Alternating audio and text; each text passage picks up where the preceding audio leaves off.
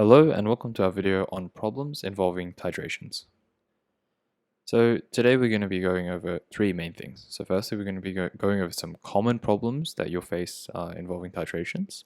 I'm going to be introducing you to the concept of back titrations, and then we're going to be looking at some problems involving these back titrations, and I've also thrown in an extra problem involving dilution factors. So in question 1, it says that it takes 38 milliliters of 0.75 molar sodium hydroxide solution to completely neutralize 155 milliliters of sulfuric acid solution. What is the concentration of the sulfuric acid solution? So basically, when it says neutralize, I want you to imagine that we have a burette of sodium hydroxide, and in that burette, I've had to take out 38 milliliters to completely neutralize the sulfuric acid solution that's in the beaker underneath the burette. And there's about 155 milliliters of sulfuric acid in that beaker. So question 1 is an example of a fairly straightforward titration question that you're going to get. So essentially you're going to be given the concentration and volume of a reagent, in this case sodium hydroxide. You're given its concentration and its volume, and you're asked to either find the concentration or the volume of the analyte. In this case, the analyte is sulfuric acid. A key relationship that you'll need to know to do these questions is C1 times V1 equals C2 times V2. It's really important that you memorize this, but I'll show you how we get to that relationship. So N1 equals C1 times V1. And let N1 be the moles of sulfuric acid. N2, on the other hand, equals C2 times V2. Let N2 be the moles of sodium hydroxide. At the equivalent points of the titration, the moles of sulfuric acid will equal the moles of sodium hydroxide. Thus, the product of their concentration and volume will also be equal, and it will give you this relationship here.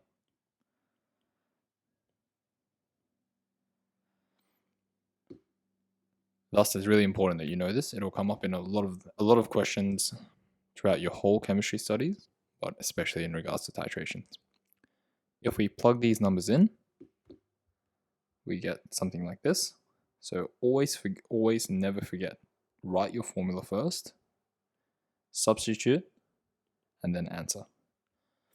And one thing I want you to get into the habit of is using scientific notation. For example, if I were to write 100 milliliters, this formula and any formula in chemistry only accepts SI units. In this case, liters. You could write that as 0.1 liters, but I never took the risk.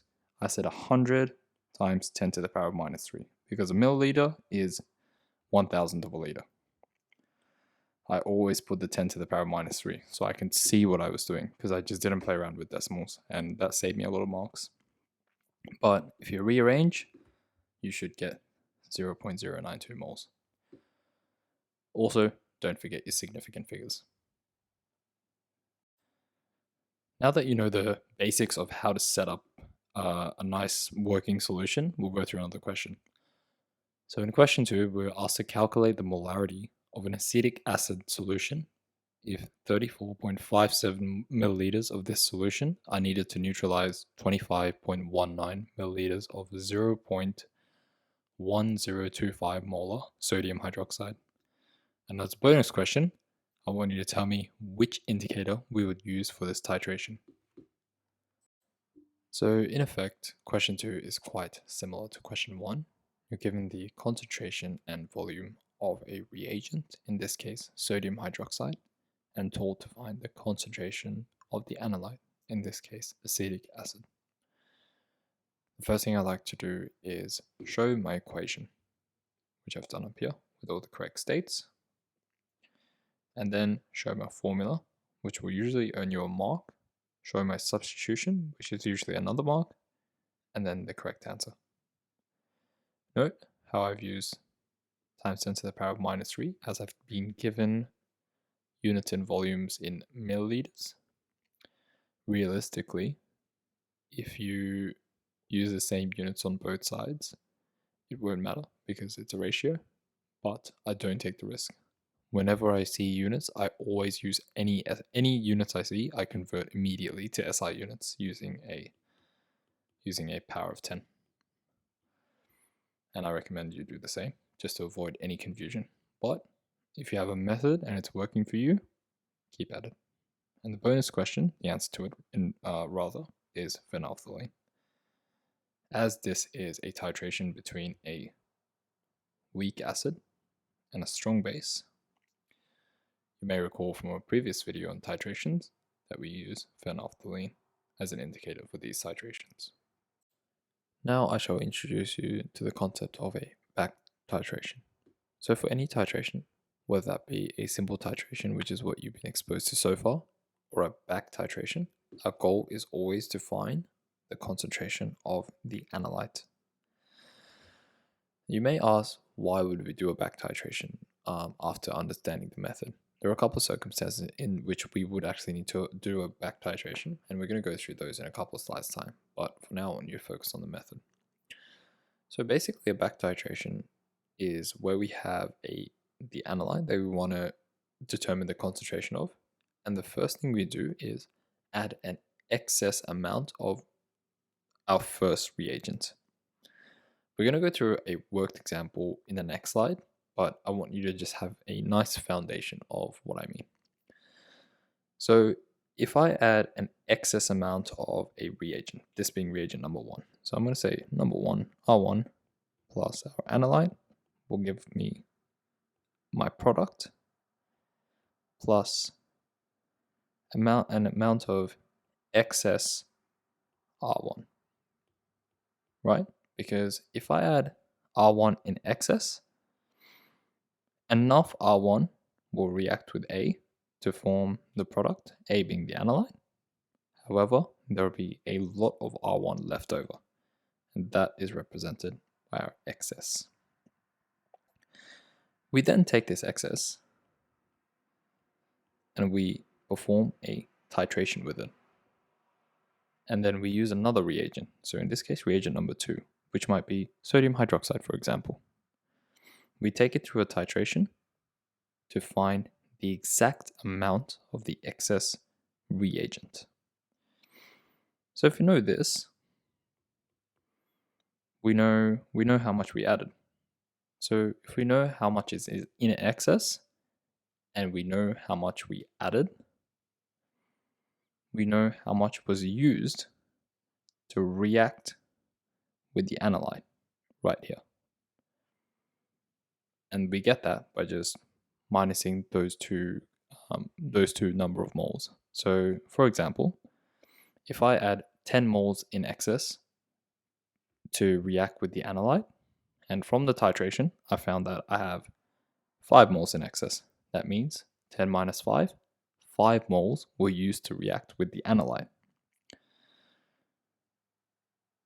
Then I can use molar ratios. So in this case, the ratio of my reagent to my analyte is 1:1. So if 5 moles were used to react with the analyte, there's just 5 moles of the analyte. And then depending on the volume of the whole system, I can find the concentration. This will be a lot more clear in the next slide when I take you through an example, but just bear this explanation in mind. Okay, so the following is a pretty common method that you'll come across in regards to back titrations. Essentially it involves calcium carbonate as the analyte and reagent number 1, as I described in the previous slide, in this case is HCl, and you're performing a sodium hydroxide based titration. So we'll break it down. Also, if you ever get stuck in regards to back titrations and like how they work, or even how to solve questions, I'd recommend coming back to this slide or the slide prior to it, refreshing on your knowledge and really understanding how they work, and then that'll help you answer questions in the future. But we'll start by breaking this back titration down. So what exactly is happening? So I want you to visualize. So we have a beaker. So I'm going to draw a nice little beaker at the bottom here. Excuse my artistic skills. But in my beaker, I have this little calcium carbonate filled eggshell. Basically, you're trying to determine how much calcium carbonate is in this eggshell. Very common experiment, but the only thing that you can imagine is the calcium carbonate is kind of in the eggshell. So you can't really do a titration because it's not a liquid.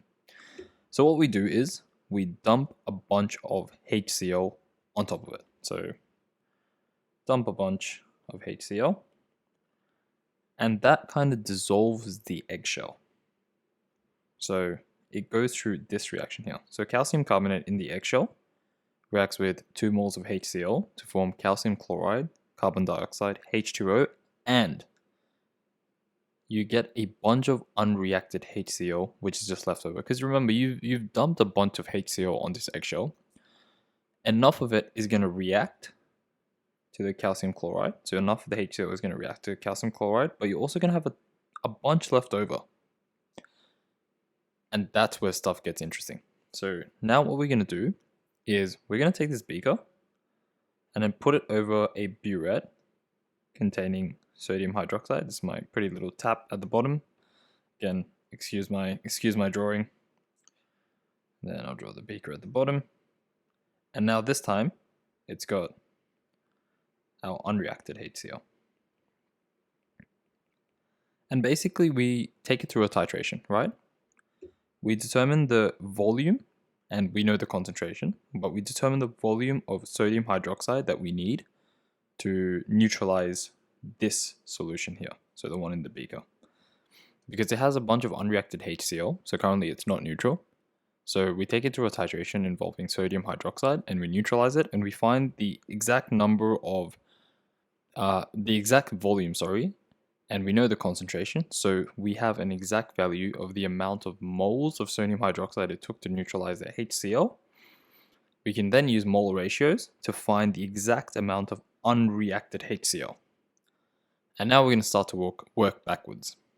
So our goal is, if you think about it, if we have the number of moles here, we can just half it to get these number of moles. So the number of moles of calcium carbonate, which is kind of our end goal. We want to find out how much calcium carbonate's in the eggshell.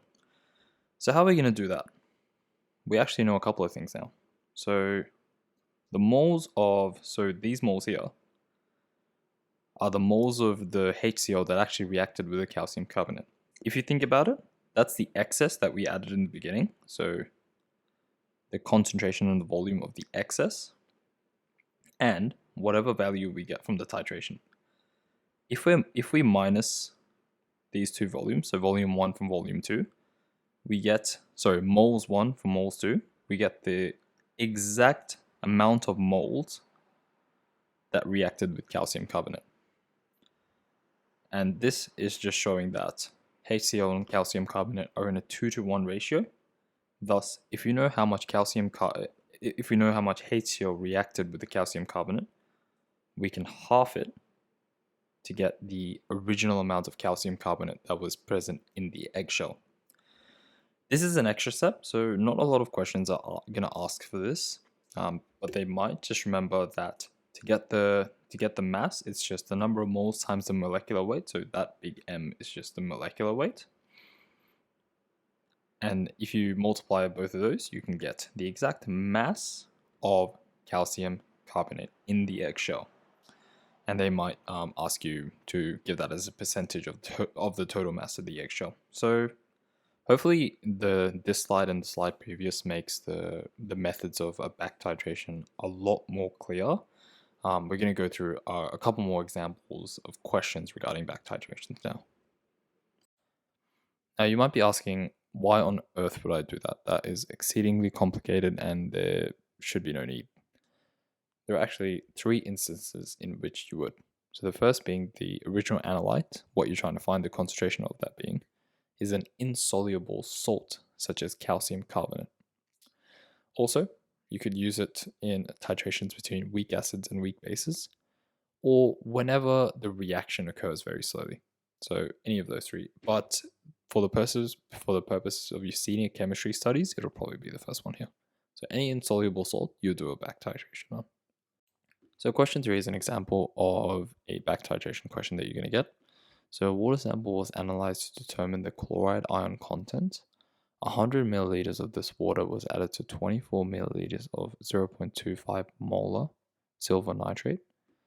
The mixture was filtered and the filtrate was titrated against 0.05 molar potassium thiocyanate according to the following reaction. So this is what happens with the excess silver from the silver nitrate, the thiocyanate anion, and that gives you silver thiocyanate. The titration was repeated 3 times and the average titer was 28.55 milliliters. Calculate the concentration of chloride ions in the water in moles per liter. Okay, so when you see this question, it's a lot of information to take in, and the first thing you should be doing, what I like to do, is visualize what's happening. So I'm picturing a water, big river of water, and they've just scooped up a beaker of water with about 100 milliliters of water in that beaker. You then add silver nitrate. You're actually looking at the chloride ion content in the water. My bad. Should have clarified that. And thus you add 24 milliliters of this 0.25 molar silver nitrate in excess. So you've added too much to find the exact chloride ion content. Thus, this mixture was then filtered and the filtrate was titrated against 0.05 molar potassium thiocyanate. So silver nitrate and chloride will give you insoluble silver chloride. So they've got this beaker of chloride containing water. They've added the silver nitrate to it, and silver chloride has dissolved out. They've then filtered the that mixture through, and they've got a liquid. In that liquid is all the excess silver nitrate that's present, if that makes sense. They then titrate this excess silver nitrate with 0.05 molar potassium thiocyanate. And that is the reaction that's happening. The nitrate is pretty redundant because it's just a substitution reaction. We can write it. It's not wrong to put a NO3 at the end of this silver. But yeah. The titration, so we repeated it 3 times for validity, and the average titer, so titer meaning the amount of this needed, was exactly 28.55 milliliters. And now we need to find the chloride ion concentration. So with all these titration questions, the first thing I want you to do is remember to start at the bottom. So your goal is to find the analytes, so in this case, the concentration of the chloride anions, but you have to find a bunch of other things before you can do that. So you start with the bottom, and usually in back titrations, that's that proper titration that they're conducting. I know I've said the word titration twice, but in this case, I meant the titration that's happening between the silver nitrate and the thiocyanate, so the SCN minus. So in our little thought experiment type thing, so we're going to pick up where, so we have the beaker of water, we've added the silver nitrate, we have this insoluble silver chloride that we've filtered out, and we have this beaker with excess silver nitrate, and we're going to do a titration with potassium thiocyanate, and that is where we are. So I want you. So the first thing we need to do is find the moles of potassium thiocyanate that are required to bring the silver nitrate to its equivalence point. And we're actually given that, so we can do that with the formula N equals CV. So first thing, write my formula.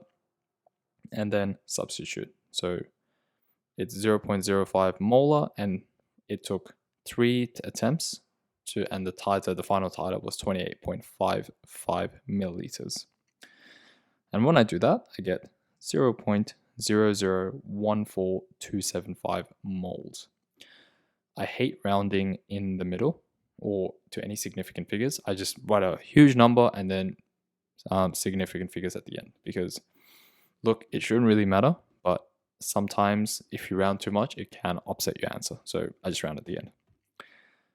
As the molar ratio of thiocyanate and silver is 1:1, thus the unreacted amount of silver is 0.0014275 moles. And when I say unreacted, just recall that we added excess silver nitrate to that beaker of water. Some of that silver nitrate reacted with the chloride and formed silver chloride, and some was still left in the beaker. We performed this titration to find how much is unreacted, and that ended up being 0.0014275 moles. Now, as I said, we're going to ascend. So we start at the bottom, now we're going to ascend. Originally, this is the reaction that's happening, as I said. So silver nitrate is reacting with the chloride in the water to give you silver chloride, and then nitrate anion. So this is an example of a displacement reaction. And this is an insoluble salt. So this is when I've just got the beaker of water and I've just put excess silver nitrate. So this being silver nitrate into that beaker. So this is the step where we're at. The excess that I mentioned was 24 milliliters of 0.025 molar. Again, N equals CV. This is my equation. Substitute, and I get 0.006 moles. Very handy. So that is the amount of excess, or the original amount of silver nitrate that I dumped into that beaker of water. From the last slide, I know how much silver nitrate was unreacted or left unreacted after some had reacted with the chloride.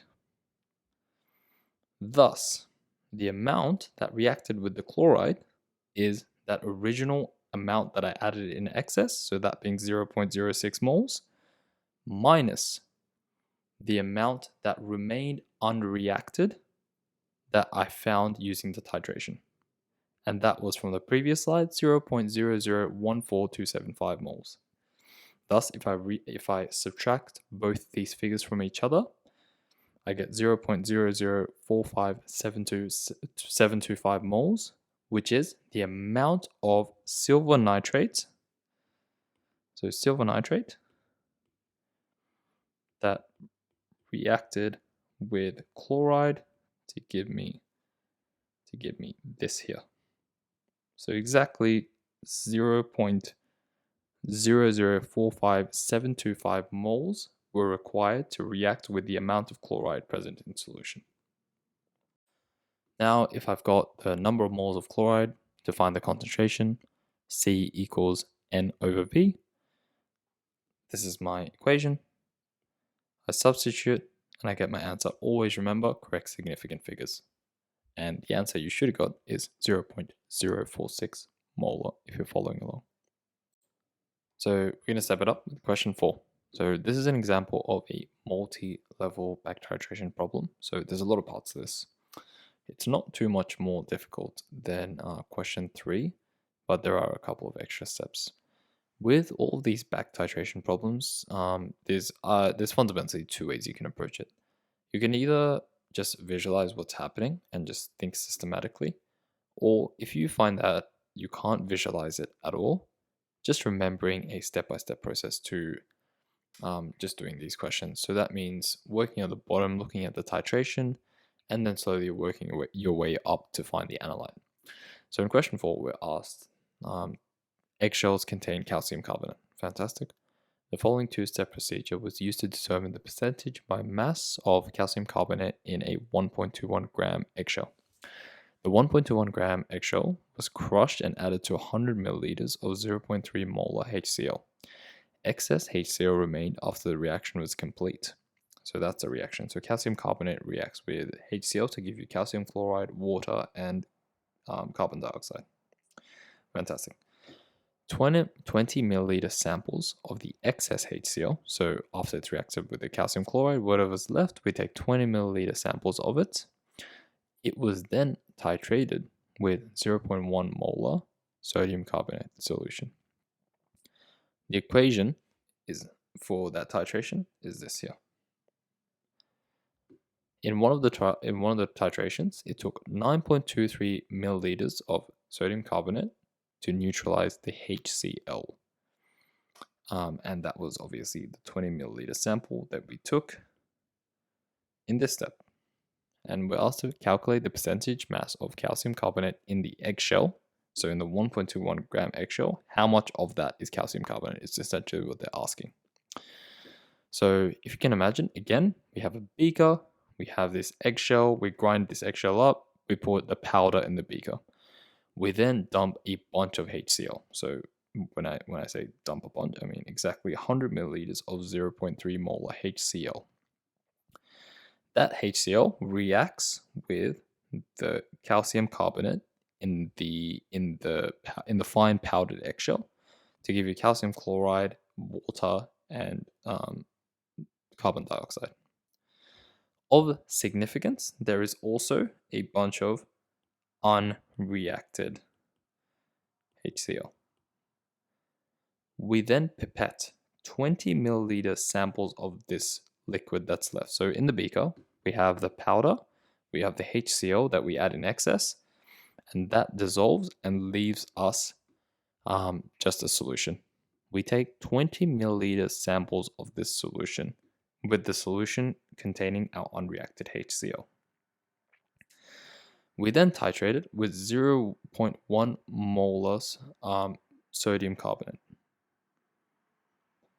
It takes 9.23 milliliters of sodium carbonate to neutralize the unreacted HCl in this 20 milliliter sample. Hopefully that's a little bit more clear now. And thus we need to find the amount of calcium carbonate and then thus the amount of calcium carbonate in the eggshell. So once again, we're going to start at the very bottom and start with the titration. So the equation for the titration is as follows. So HCl reacts with sodium bicarbonate to give you sodium chloride, water, and carbon dioxide. We're told that 0.1 molar sodium carbonate, it takes 9.23 milliliters to neutralize the HCl, and the HCl being the unreacted HCl. So thus, the moles of sodium carbonate is N equals CV. So once again, equation, substitution, answer. And I get 0.000923 moles. However, as you can see, the molar ratio between sodium carbonate here and HCl here is 2 to 1. Thus, I need to double it. So if the moles of sodium carbonate are 0.000923 moles, the amount of unreacted HCl is double that. So it's 0.001846 moles in the 20 milliliter sample. So that's a very key component of this question. Do not forget that. In a lot of questions, they'll kind of omit this 20 milliliter sample, but we'll deal with the cards that we're given. Thus, you might remember, originally we added 100 milliliters of HCl, and then we took a 20 milliliter sample, right? If there are 0.001846 moles in the 20 milliliter sample, logic follows there will be 5 times the number of moles in the original 100 milliliter sample, because we took a fifth of the liquid, we took a fifth of the solution. So we took a fifth of the moles. So to find the original number of moles in that 100 milliliter solution, we multiply the amount in the 20 milliliter sample by 5. And that will give us 0.00923 moles. So these two are not the same number, just to make sure. And that is the amount of HCl that remained unreacted after we added the excess, exactly 0.00923 moles. So as in question 3, we're going to work our way up. So now we're at the level of the eggshell. So I've dealt with the titration. Now I've got the speaker, I've got my eggshell that I've crushed up, and I've added 100 milliliters of 0.3 molar HCl in excess. That's where we are. Recall that with these back titration problems, I need to find the amount that actually reacted with my analyte. My analyte in this case being calcium carbonate. To do that, I know the original amount of HCl that I actually added. I added 100 milliliters of 0.3 molar. And I know the amount that remained unreacted. I found that in the titration with sodium carbonate. That was 0.00923 moles that I found in the last slide. If I minus the two, I'll get the amount that actually reacted with the calcium carbonate, right? That's what we're going to do. So equation, substitution, reaction. This step here is the exact number of moles that I added in excess. I added 0.03 moles of HCl into the crushed eggshell. So that's the original amount of HCl. The amount of unreacted HCl is what I found in the previous slide using the titration, 0.00923 moles. I may be repeating myself, but it's really important that you understand what you're doing. Minusing the two, you get 0.02077 moles. That is the amount, exactly the amount of moles of HCl that reacted with calcium carbonate. Now that I've got the exact amount of HCl that reacted with the calcium carbonate, I can actually go about finding the moles of calcium carbonate that were present originally. So molar ratios. The molar ratio of HCl to calcium carbonate is 2:1. Thus, if I have 0.02077 moles, I need to half it, and I'll get exactly 0.010385 moles. And that is how much calcium, or how many moles rather, of calcium carbonate were present in that eggshell that I ground up.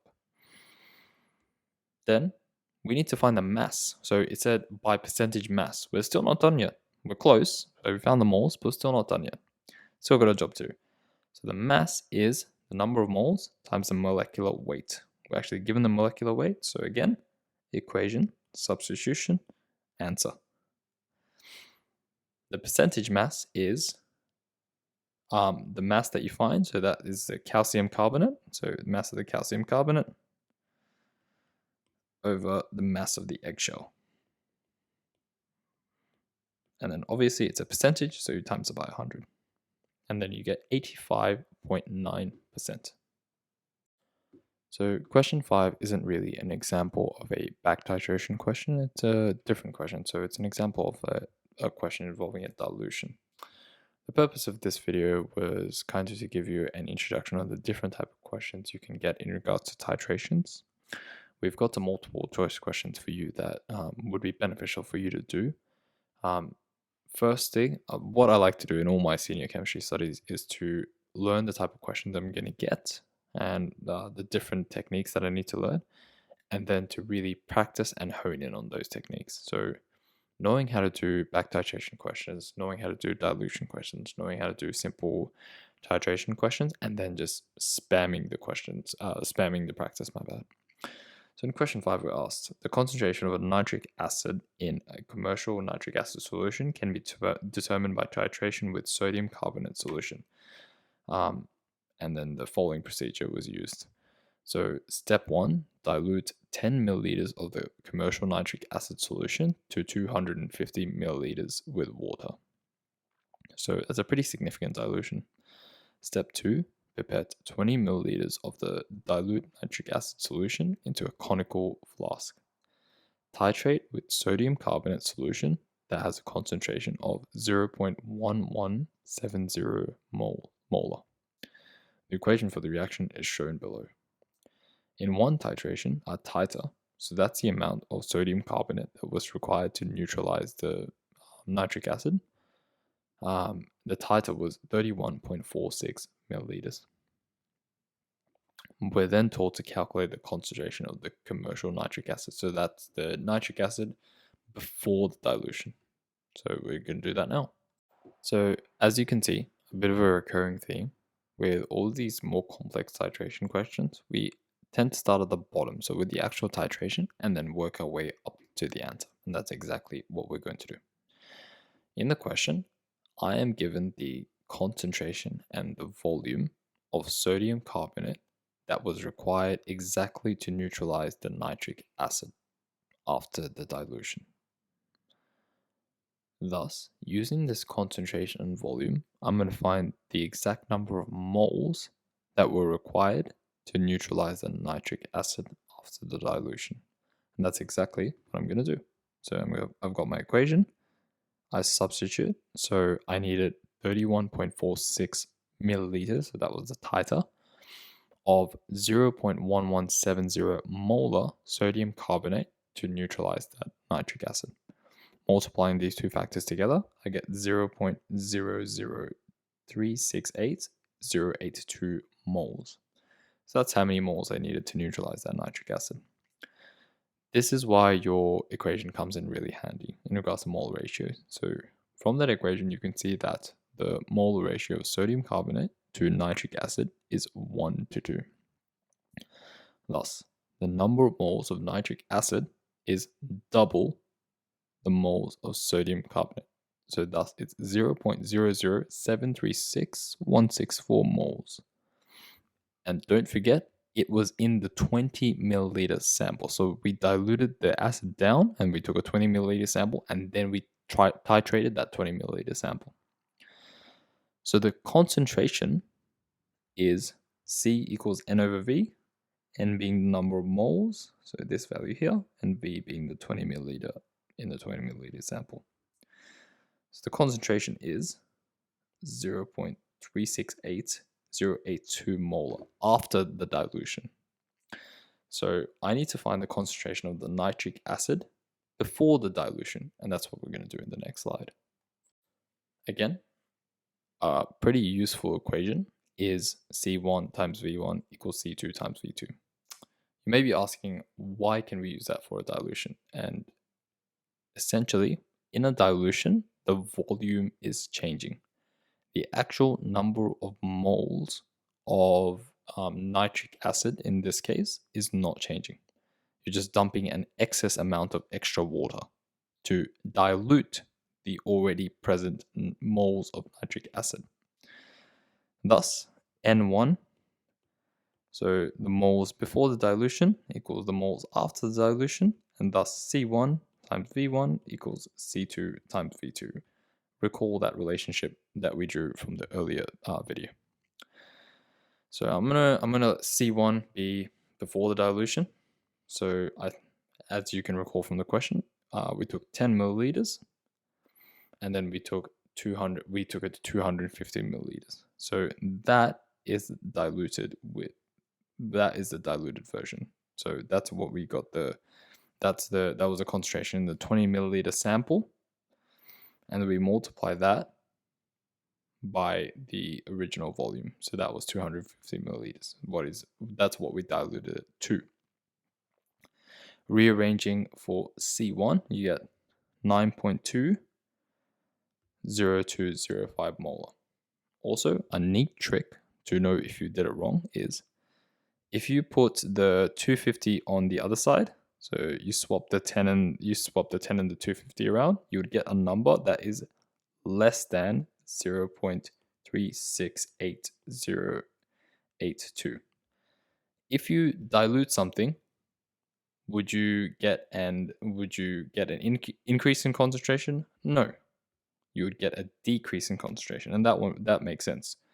we found that the concentration of the commercial nitric acid was 9.20205, and we diluted it down to this. If you got this and this mixed up, you would get a tiny number, and that makes no sense. That's not how dilutions work, unfortunately. So anyway, the final answer is 9.202 molar.